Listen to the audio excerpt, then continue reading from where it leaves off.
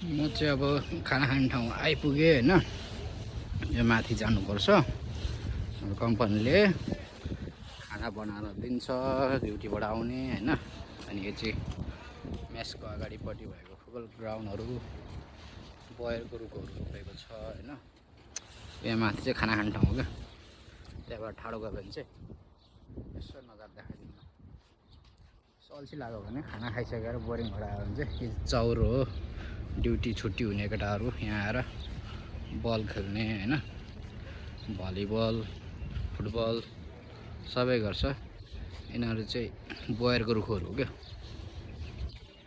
बयरको रुखहरू हो। बयर फल्दैछ। मुनि मुनिको चाहिँ टिपेर खाइसक्यो होला। बयरहरू पाक्दैछ। दानाहरू देख्यो नि होइन। अनि यहाँ माथि चाहिँ चराले गुड लगाएको छ क्या। झारको पोका है। चराहरूले गुड लगाएको छ। अनि पुरा रुख बिरुवा नजारा यस्तो छ। माथि चाहिँ मस्जिद चाहिँ घाम टिल टिल टिल लागिरहेछ। अब म खाना खान जाँदैछु। शीतल छ हेर्नु न बयरहरू हरियो न हरियो दाना लागिरहेछ त। खाडी अचम्म छ अचम्म रुखहरू। फेदमुनि रुपी ढुकुरहरू आएको देख्छु। आज खै कता गयो।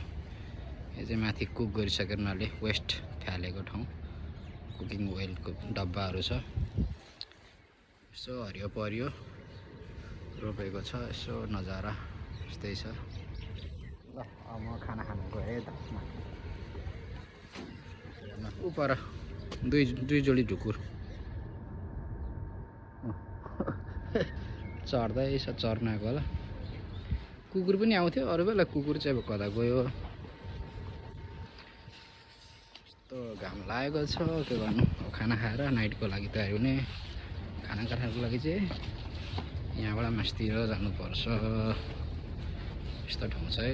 ल